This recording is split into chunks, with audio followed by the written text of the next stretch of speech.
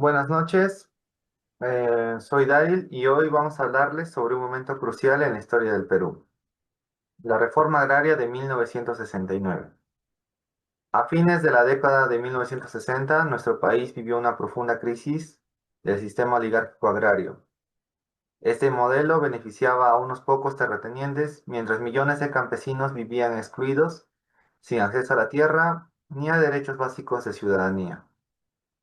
En este contexto se dieron movilizaciones campesinas masivas que exigían una transformación urgente, ya que el sistema no podía sostenerse.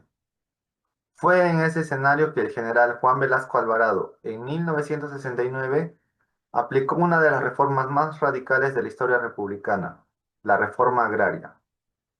Esta política no solo expropió a los latifundios, sino que también creó nuevas formas de organización agraria como las CAPs, que son las cooperativas agrarias de producción, y los SAIs, sociedades agrícolas de interés social. Este proceso ocurrió en medio de un contexto internacional marcado por la Guerra Fría. Los gobiernos latinoamericanos buscaban evitar revoluciones como la de Cuba y las demandas sociales crecían. En ese marco, la reforma agraria en el Perú tuvo un carácter preventivo e integrador. Aunque hay opiniones divididas, algunos lo ven como una imposición autoritaria, mientras que otros lo ven como un acto de justicia social. Frente a este contexto nace la siguiente controversia. Si se considera que la reforma agraria aplicada por el gobierno de Juan Velasco Alvarado ayudó a la construcción de la nación peruana, a lo que nosotros afirmamos que la reforma agraria sí contribuyó a la construcción de nuestra nación. A continuación, Yosimar le explicará el porqué. Gracias, Dari.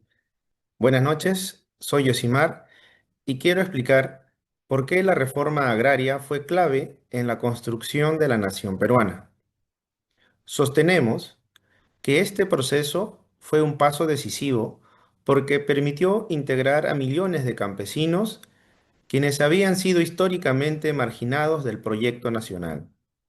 Antes de 1969, el Perú era un país profundamente desigual. El latifundio concentraba grandes extensiones de tierra en pocas manos, mientras que la mayoría vivía sin propiedad ni voz política.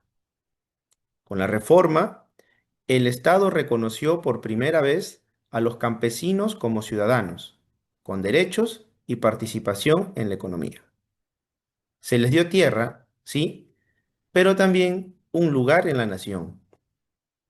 Este proceso afectó directamente a la oligarquía terrateniente y a empresas extranjeras, quienes controlaban recursos agrarios. No fue una medida perfecta ni libre de errores, pero marcó un punto de inflexión.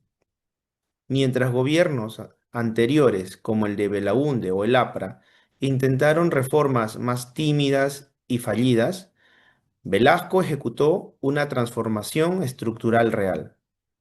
Gracias a eso, muchos peruanos empezaron a compartir leyes, forjar instituciones y establecer objetivos comunes. Se reforzó un sentido de pertenencia nacional, una idea de que todos éramos parte del mismo país, con los mismos derechos. Por eso, afirmamos que esta reforma no solo fue económica, sino profundamente social y simbólica. Ahora, mi compañero Roberto nos hablará de sus efectos y propuestas para el presente. Gracias, Yoshimar. Muy buenas noches, yo soy Roberto Sánchez y queremos dejar este tema con una conclusión clara y alguna propuesta para el presente.